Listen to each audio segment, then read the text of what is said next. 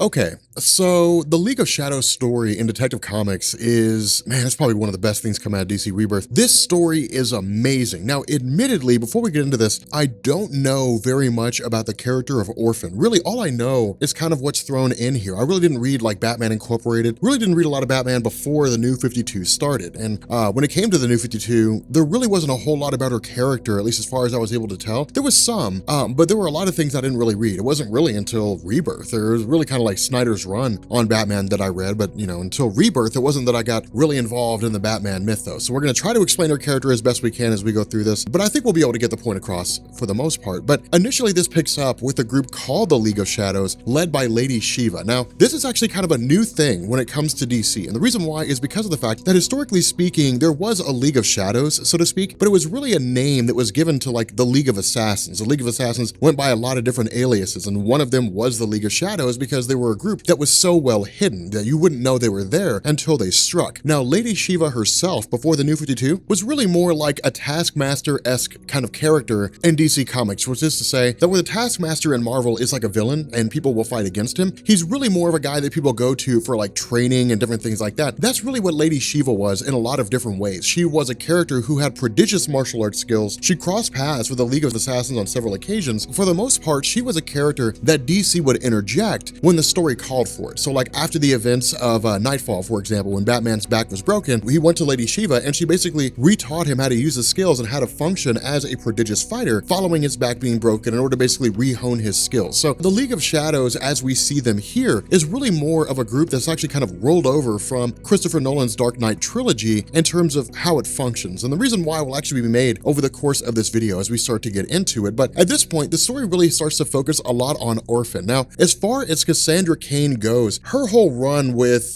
being a villain and or I guess being a part of the Bat family and so on is really more tied to the idea that, and again, I'm a little fuzzy on this in terms of, pre-New 52 versus New 52, but as far as I'm aware, she was a character who was just trained to be an excellent fighter. Her father was a guy who went by the name of Orphan. His name, of course, was David Kane, but he taught her to communicate through body language as opposed to normal speech. And that's the reason why whenever you go through Batman comics and DC Rebirth, or you read a story that has the character of Orphan in it, she always speaks in broken English. She uses like quick phrases, different things like that, or she speaks in kind of an ad hoc way. And when someone says, "Hey, are you awake?" She'll say, "Yes, awake." She won't say, "Yes, I am awake." She'll simply just say, "Yes, awake," because for her, she's just communicating the main points. Yes, and she's awake. So again, that's really kind of how her character talks, and it actually adds a pretty cool element to her because it's almost like we as the reader have to kind of get a better idea of what it is that she's saying. Now, the other half of this is that Orphan really takes her name from the idea that she was never really told who her mother was, and her father had died. David Kane had been killed, and so because of that, she was very much an orphan. So she was both carrying on her father's mantle as well as literally recognizing the fact that she had no genuine parents. And so because of this, she's really very much a character who's alone in a lot of different ways. Now, when you pair this with the fact that she was a very close friend of Stephanie Brown, spoiler, who had basically vacated the Bat family after Tim Drake had, supposedly died in the first Detective Comics story in DC Rebirth, this basically just kind of left Orphan, left Cassandra in a state where she just felt isolated and removed from everything. And so all she does is really spend all her time just training in the mudroom, which is basically the training area, kind of like the danger room, so to speak, of the Bat family. Now, the issue with this is that this consistently removes her away from the human element. And that's something that she's always struggled with. Her character has always struggled with the idea of being part and parcel to humanity, gaining a reattachment to people. So it would almost be like if you raised a child in a feral state and then tried to reintegrate that child into society, only for that child to try to keep itself removed from society. It would never really be integrated wholly. And that's really what the Bat family does. The Bat family is just as much about having her become a legitimate member of the team and fighting crime as it is about trying to integrate her into normal society and allowing her to live a normal life. But what we end up doing is we actually pick up with Batman, as he's kind of going around the city, trying to gain a meeting with Mayor Haiti, only to find out that Mayor Haiti has basically been impaled, stabbed with various swords, and is pinned to a wall. Now, Mayor Haiti basically says this was done by the League of Shadows. And this is really kind of cool because what we end up doing here is once the cops break in and they of course believe that Batman was the one that started all this, we basically transition over to Jacob Kane, to the father of Batwoman. Now, again, for those of you guys who are new to the whole Batman story so far, Jacob was a guy who was a leader of a group called the Colony. And the Colony was basically the first villain group that we had seen in Detective Comics as part of DC Rebirth. And the idea was that the Colony had basically moved into Gotham with the intention of taking out out Batman, hijacking all of his technology, absorbing that technology, and creating an army of Batman. Hence the reason why the story's called Detective Comics Rebirth, Rise of the Batman, because it's their goal to basically replace Batman and create an army of Batman. Now, in terms of what the motivation was, at the time, it really seemed to be more of this idea that, Jacob was a very militaristic guy. He was a guy that basically thought that Batman wasn't doing an adequate job and he could do a better job than that. But following the presumed death of Tim Drake and the fact that Jacob had been taken prisoner, he's basically just kind of been a background character. Occasionally, he would talk to his daughter Batwoman. He would try to, speak with her. He would basically get through to her from time to time, and was one of the people who had basically motivated her to kind of become more of a hero than she was before. But for the most part, it was always through a glass window. There was really no development for his character. He was just kind of sitting in stasis. What this does is it tells us the entire motivation behind the colony stepping into Gotham City and trying to remove Batman, take over his technology, and create an army of Batman was because of the League of Shadows. Because the League of Shadows is this extremely dangerous subsect of the League of Assassins that simply just cannot be controlled by conventional means and simply just want to raise the world. And that's the crazy thing about this, is because what Jacob's basically telling Batman is, you've never faced a threat like this. You've never gone against anyone like this before. If you keep this up, if you do not leave, if you do not abandon your city, you're going to die. And it's really kind of crazy because the way the League of Shadows is depicted here is that they're effectively a force of nature, right? Like, you can't stop a hurricane any more than you can stop the sun rising. And so it's like, with the League of Shadows, they just come swooping into some place and they just start eradicating things. They just, tear through Gotham like a plague. And so what ends up happening here, really kind of the first stage of this attack, is on the Gotham News. And what ends up happening is a couple of the anchors begin showing symptoms of the Joker toxin, after which they promptly die. And that's where the panic begins to come into play, because people don't know if it's the League of Shadows or if it's the Joker returning. Now, because of the fact that Batman doesn't believe the League of Shadows exists, because the rest of the Bat family takes their lead from Batman, ultimately the idea is, well, it's just the Joker toxin coming back. That's all it is. The Joker's launching an attack. Now, again, this is kind of cool because this is DC kind of setting the stage for the return of the Joker, saying, hey, lest we forget, the Joker's still around. The Joker's still at large. No one knows where he is. He's just running around, which of course sets the stage for the revelation of who the three Jokers are, which is a story that I'm dying for us to be able to get. I'm so surprised that it took so long, but it's going to make it all the sweeter when the story comes out, because it's all the anticipation and all the excitement that builds up for the whole thing. But the fact remains that ultimately this leads to the Bat family learning about an attack in Adams Square Park. And of course, this again is really cool because what this tells us is that the League of Shadows is extremely smart in how they function. With this whole outbreak in Adams Park, the indication here seems to be that people are succumbing to the Joker toxin. So it's, the Jokers struck Adams Park or something along those lines. When the Bat family responds, these folks are pretending. They're faking. They are all members of the League of Shadows, and they all begin attacking the Bat family. Now from here, we jump back to the past and we actually pick up with Ra's al Ghul. And this is basically DC saying, hey, look, here is the nature of the League of Shadows, that you have the League of Assassins created by Ra's al Ghul, and then you have the League of Shadows, which is run by Lady Shiva. Now, what this does is show us that there's a little bit of difficulty, a little bit of animosity between the two, but we don't know how far back it goes. It'll be explained over the course of the story, but at the moment right now, we don't know how far back they go. We don't know why the League of Shadows exists. We don't know why it's at odds with the League of Assassins, but what we do know is they are prodigious and they are far beyond the League of Assassins because of the fact that Ra's al Ghul calls his guys in and Lady Shiva takes out every last one of them. Now, with regards to the Bat family going against these various members of the League of Shadows, this is pretty straightforward. I mean, it's really just kind of them fending off and doing what they can. It's Batman basically saying, hey, look, we can't kill them. We have to incapacitate them. And therein lies the weakness of the Bat family. And that's really what it is the League of Shadows is counting on. When you're going against Batman, Batman doesn't kill. And so all you have to do is really be willing to just go grab a hostage somewhere or go put a bomb in the building and say, hey, if you come over here, I will blow up this entire building and kill everybody in it. That gives you an instant upper hand on Batman. Now, of course, it doesn't really matter anyway because Batman comics always has Batman coming out on top. And even Batman fans will tell you, well, of course Batman would win because he's Batman. So again, it's one of these cool kind of funny situations, but ultimately this again also shows us that Orphan is extremely good at what she does, that she's basically just kind of a prodigious fighter and has a natural aptitude for it because of the fact that while everybody else is fighting the League of Shadows, she's fighting them as well, but she also notices Lady Shiva on a rooftop. And so once she goes to confront Lady Shiva,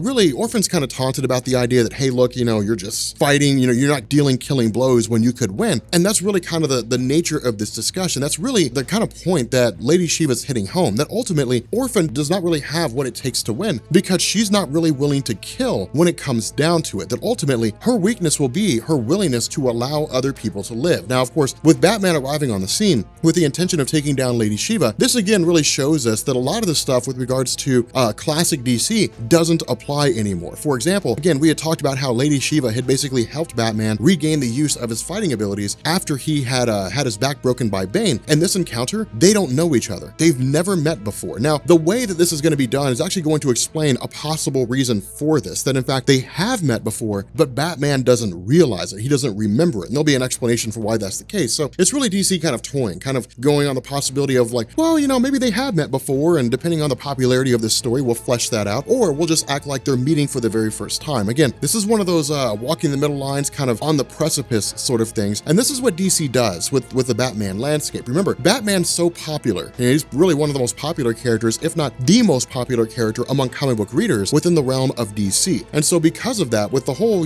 kind of combining classic Batman with the New 52 Batman, when New 52 first launched, DC said, oh yeah, Nightfall happened because it's Batman's signature story. It's like one of the most popular stories he ever had. These classic stories happened, sure, but DC tested the waters. Well, let's introduce Bane. And if the return of Bane is successful, if people love it, then we'll bring back into fruition the idea that Bane broke Batman's back at some point along the line. So again, it's really one of these things that DC's kind of toying with the possibilities. But the other half of this is that because the police had arrived on the scene and they had witnessed Batman in the same room as Mayor Haiti, who in turn was impaled, what this has done is effectively turned Batman into a vigilante. In their mind, Batman's a villain. Batman is a bad guy. He's the one who's responsible for killing Mayor Haiti proper. Now, of course, at the time, Commissioner Gordon was basically being held in protective custody. But of course, Renee Montoya, alongside Batwoman and Batman, access Jim Gordon. Of course, Renee Montoya is the way in which they're able to do this, because remember, Renee Montoya is one of the few cops out there who is an ally of the Bat family through Batwoman. And so because of that, she knows good and well that Batman didn't kill Mayor Haiti, but she also recognizes that Batman and Commissioner Gordon kind of have these back channel communications that allow them to be able to converse with one another and figure things out without the entire city going to pot. And so with Batman talking to Jim Gordon, the question that they have is, what's the bigger picture here? What in the world is going on? The problem is that they can't quite figure out everything that's happening, but the idea of having Jim Gordon brought into the situation comes by way of the fact that the current deputy mayor wants to lock down the city of Gotham and keep anybody from leaving. Well, what this would do is it would be equivalent to putting people in a room and then gassing the room. It makes them sitting ducks. And so Batman's response is, you are Jim Gordon, you're the commissioner, you have experience, your word is respected, even if it's not guaranteed to be heard, it carries more weight than most. Please go talk to the deputy mayor and have Gotham City evacuated. It's really the best they can do under this particular situation. And so while this is happening, what we end up doing is basically having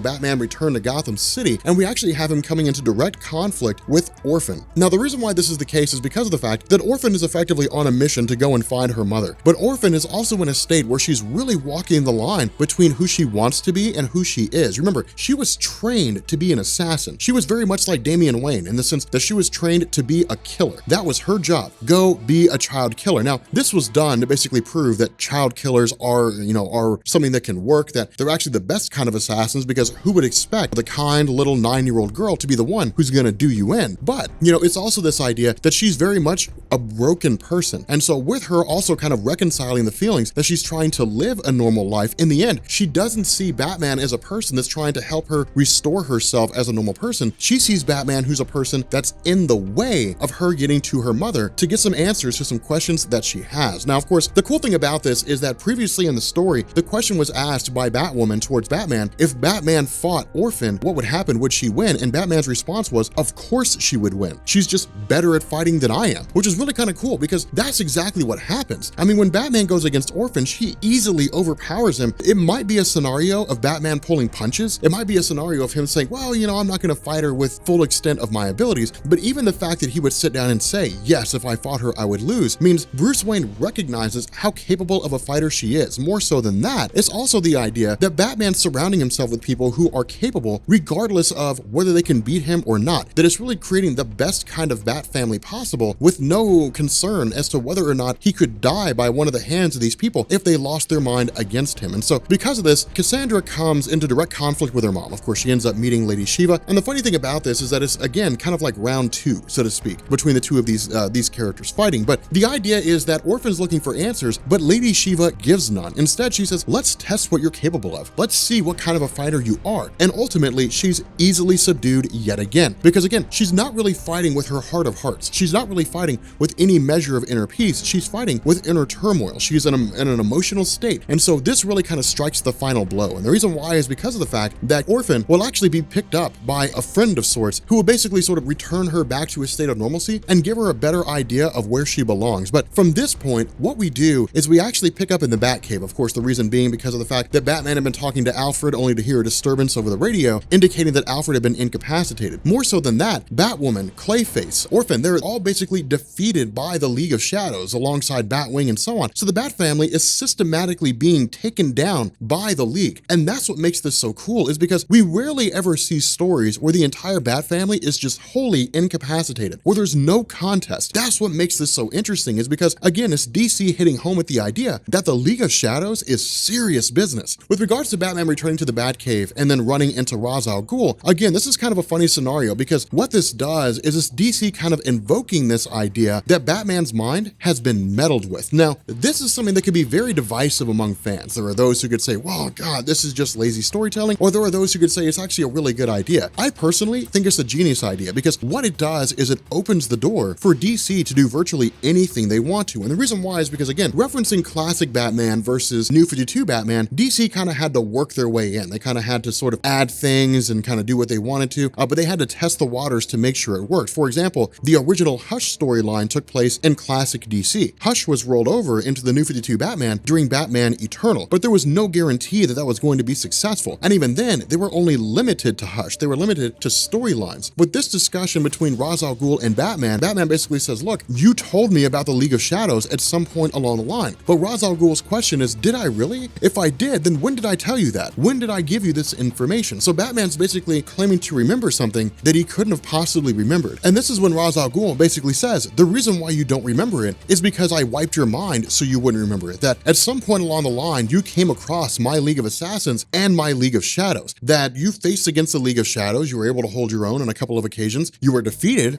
on several occasions, but each time you came to learn about them, and I didn't want you to, so I simply used magic to wipe your mind of their existence. Now, again, this is kind of a divisive thing, because there are some folks who would say that they really like it, there are some folks who say they won't. But what this does is it basically leads to the question, if this is what was wiped from the mind of Bruce Wayne, what else has been wiped from his own mind? Which means now it allows DC to go back and grab all these different concepts from classic DC, small stuff, itty bitty things. This is almost kind of like a Batman equivalent of Superman Reborn, right? Like Superman Reborn gave us this whole new origin for the character of Superman. This little aspect of having Batman's mind wiped, having his memories altered, and then going back and regaining what these memories were, basically means that DC can say, okay, now here is the full Batman. Here's everything that's ever happened to him as far as DC Rebirth is concerned. It allows them to add all kinds of things in and basically blend classic Batman with New 52 Batman, giving us all these great moments and great little segments and so on and so forth. So again, ultimately what happens is that when Batman effectively frees Ra's al Ghul, after Ra's basically says, look, I can give you the tools to bring down the League of Shadows, Ra's al Ghul presumably in turn attacks Batman, basically kind of subdues him using some magic of sorts that basically paralyzes him, allowing him to hear everything that's going on, but not allowing him to fight back. Now, the indication here is that Ra's al Ghul does this on behalf of Batman, that it's really not him attacking him as a villain, it's him attacking him as an ally, basically saying, look, we're gonna put on a ruse, we're gonna put on a show. And this comes to fruition when Lady Shiva and the League of Shadows arrive, and Ra's al Ghul says, hey, look, per our agreement, here is Batman. Now, at this point, it's also the idea that Jacob Kane has been released. Now, of course, Jacob Kane having been released came by way of Colony Prime. Of course, remember, basically the second in command of Jacob during the first Detective Comics story, who managed to make his escape at the end of those events, and has just kind of been sitting out in no man's land during the entirety of the Batman Detective Comics stories following that first particular arc. But him freeing Jacob basically means that now the entirety of the colony has returned and is back under the control of Jacob. Now, the role that this plays is actually pretty limited in this story. It's really this idea that Jacob basically says, look, our job here is to eliminate the League of Shadows. After that, we will vanish and we'll remuster our forces and we'll do whatever it is that we're gonna do next. But the freeing of Jacob Kane also came with the arrival of a guy named Ulysses Hadrian Armstrong. Now, Ulysses is kind of like this brain guy with regards to the colony, and he's actually got a pretty genius idea in terms of what it is he's gonna do to defeat the League of Shadows, albeit a very questionable thing. The problem with this is that when the question is asked, how the League of Shadows is going to be incapacitated, the colony, with their numbers so small as they are now, can't do it on their own. And so what ends up happening is the emphasis for the defeat of the League of Shadows switches away from from the colony and the Bat family and focuses solely on Orphan. And so again, this is pretty cool because with, Batwoman and with Batwing and with Azrael basically all being held captive by the League of Shadows as well as Batman having been subdued, Orphan is literally a one-woman army. She's taking on massive numbers of the League of Shadows all over the city of Gotham and taking every last one of them out. Now, the motivation behind this and the reason why is because of the fact that we actually jump back about 2 hours ago. So shortly after it was that she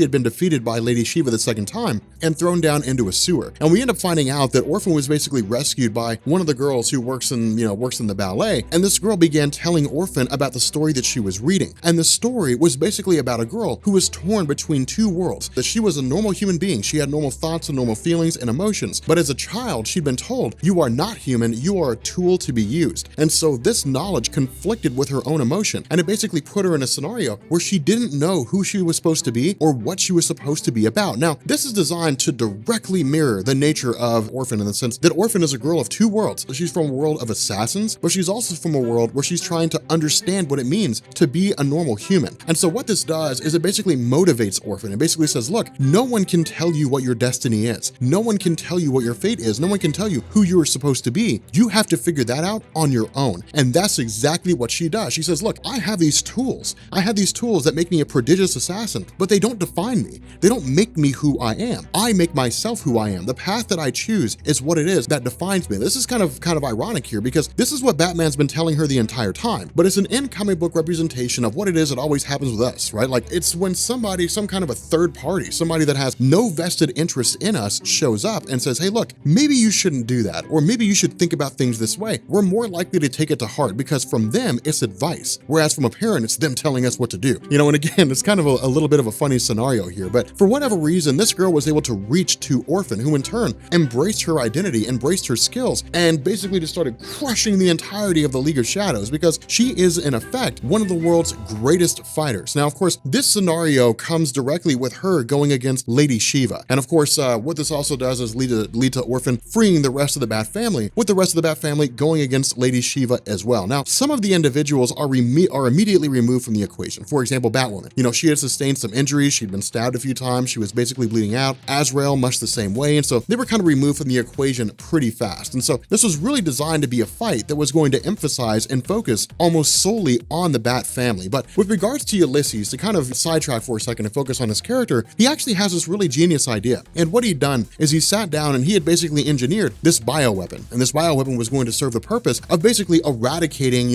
everything underground, wherever it is that he put it. He was basically going to serve the purpose of being like napalm with intelligence. And so what he says here is that the League of Shadows is all basically converged into one singular location underground. And sure, the Bat family's down there, but at the end of the day, what's the death of a handful of people if it means that we get to save thousands in the process? And so again, it's one of these utilitarian philosophies. The good of the many outweigh the needs of the few, or I guess the needs of the many outweigh the needs of the few. And that's true. You have to sacrifice the few in order to make sure that the needs of the many are met. And that's the case that's being made here. Sacrifice the Bat family so that thousands and millions of people across Gotham City will be fine and they'll continue to live. The problem with this is, of course, Jacob Kane steps in and says, nope, my daughter's down there, so you are not going to kill the Bat family. So that scenario is kind of held off. But what we also end up finding out here is that while we don't know the exact motivation behind it, ultimately, Lady Shiva had a very good reason for turning against Ra's al Ghul. And it didn't seem like it was a selfish thing. It didn't seem like it was her basically saying, oh, hey, I just want to be, a person that leads my own group. That Ra's al Ghul was up to something extremely nefarious. And it was in the interest of the League of Shadows to basically try to eliminate all the influence that Ra's al Ghul had and then take out Ra's al Ghul himself. So we don't know if Ra's is in the midst of basically plotting world domination. We don't know if he's in the midst of attempting to eliminate all life on Earth and the League of Shadows was going to take out Gotham City in order to keep that from happening. We don't know, but it seems like there was a much greater motivation for Lady Shiva than was